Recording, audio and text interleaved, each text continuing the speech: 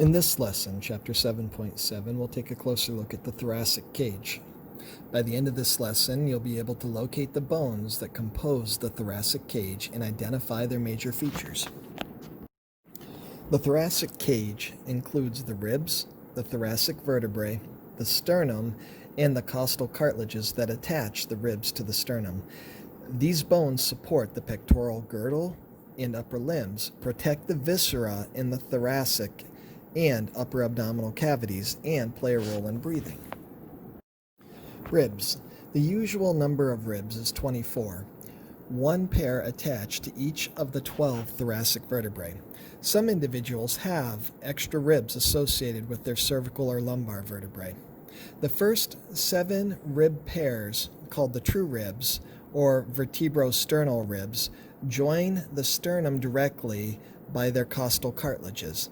The remaining 5 pair are called false ribs because their cartilages do not reach the sternum directly. Instead, the cartilages of the upper 3 false ribs, the vertebrochondral ribs, join the cartilages of the 7th rib, whereas the lower 2 pairs do not attach to the sternum. These lower 2 pair, or in some individuals, the lower 3 pair, are called floating ribs or vertebral ribs. A typical rib has a long, slender shaft that curves around the chest and slopes downward. On the posterior end is an enlarged head by which the rib articulates with a facet on the body of its own vertebrae and with the body of the next higher vertebrae. The neck of the rib is flattened lateral to the head where ligaments attach. A tubercle close to the head of the rib articulates with the transverse process of the vertebrae. The costal cartilages are composed of hyaline cartilage. They are attached to the anterior ends of the ribs and continue in line with them toward the sternum.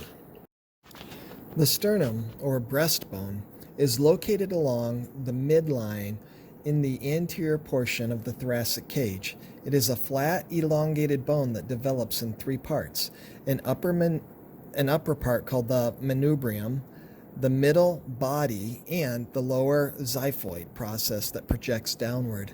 The manubrium and the body of the sternum lie in different planes, so their line of union projects slightly forward. This projection at the level of the second costal cartilage is called the sternal angle. It is commonly used as a clinical landmark.